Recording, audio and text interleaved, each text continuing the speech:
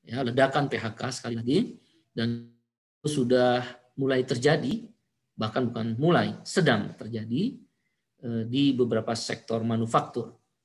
Termasuk di dalamnya ancaman PHK itu di industri baja. Seperti yang kami sampaikan, persoalan safeguard dan anti dumping itu harus segera pemerintah mengambil langkah-langkah, khususnya Menteri Perdagangan dan Menteri Perindustrian, mengambil langkah-langkah untuk memberikan safeguard anti dumping kepada pengusaha nasional di industri baja. Tapi saya mau tambahkan, yaitu kami mendesak Menteri Perindustrian, ya, Pak Agus Gumiwang, yang terhormat, agar memanggil atau memeriksa, maksud saya memeriksa dalam arti berdiskusi ya, tentang situasi industri baja dengan Dirjen apa itu tentang logam industri manufaktur itulah Pak. Kalau saya nggak salah dirjennya adalah Pak Taufik Bawazir. Tolong, kami KSPI sudah menerima masukan juga dari para buruh baja di Gunung Raja Paksi, Ispatindo, Master Steel, apa itu Krakatau Steel, ya, wajah utama Steel dan lain sebagainya yang menjadi anggota KSPI.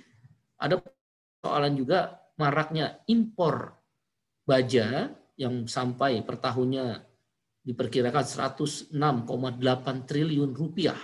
Maraknya impor baja terutama dari Cina, ya, dan negara-negara lain yang tadi nilainya sekitar 106,8 triliun. Info yang kami dapat dari beberapa kawan pengusaha baja dan juga buruh-buruh baja yang menjadi anggota KSPI, selain safeguard dan anti dumping adalah persoalan di Kementerian Perindustrian, CQ, Dirjen Industri Logam, Mesin dan Elektronik dan apalah itu yang kalau saya nggak salah dirjennya adalah Bapak Taufik Bawazir, tentang LARTAS, larangan terbatas tentang impor itu. Persoalannya adalah sekarang banyak pengusaha yang tidak punya pabrik baja, kan boleh mengimpor. Jadi non pabrikasi, boleh mengimpor. Nah ini kan serapan tenaga kerjanya rendah. Nah mereka-mereka ini dalam larangan terbatas sebenarnya kuotanya kecil, dugaan sementara mendapatkan kuota yang besar nih.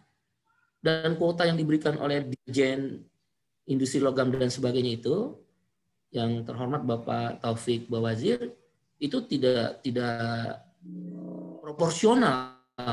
Perlu diperiksa lagi oleh Pak Menteri itu.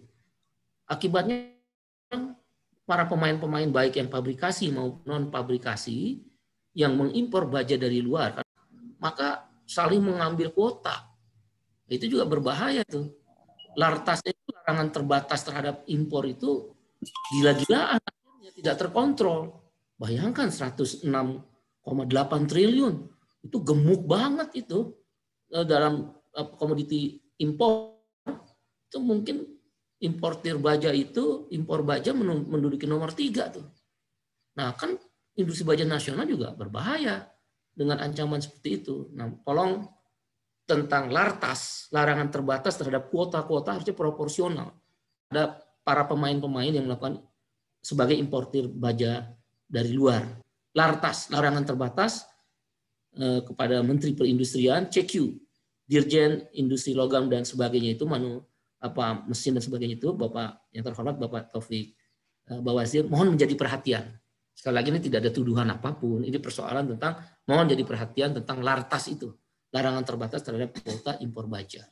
Ini menghantam nasional dan ujung-ujungnya PHK. Ya, kalau ada PHK tentu akan ada reaksi keras dari buruh. Safeguard atau anti dumping adalah cara negara melindungi pengusaha baja nasional dari gempuran importir baja dari luar negeri, terutama dari Cina. Kenapa? Misalnya saya ambil contoh Cina, waktu kita udah pernah diskusi secara singkat aja. Cina itu memberikan subsidi, termasuk baik dari sisi lingkungan, termasuk dari sisi proses produksi, pajak, dan lain sebagainya. Nah di Indonesia subsidinya ada, tapi jauh lebih mahal, jauh lebih sedikit. Bisa subsidi terhadap lingkungan, pengenaan terhadap prosentasenya kita besar. Sehingga harga antara baja Cina yang masuk ke Indonesia, misal sebagai contoh, dengan baja pabrik nasional, kalah bersaing pabrik nasional. Maka keluarlah safeguard. dan anti dumping itu.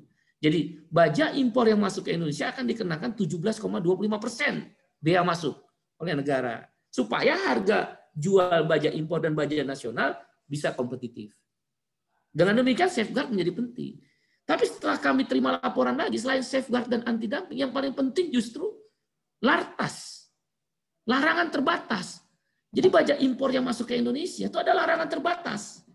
Bayangin deh, 108,6 triliun setahun, gila. Maka dibikin larangan terbatas, ada kuota-kuota terhadap para pemain importir ini, baik yang punya pabriknya maupun yang yang tidak punya pabrik.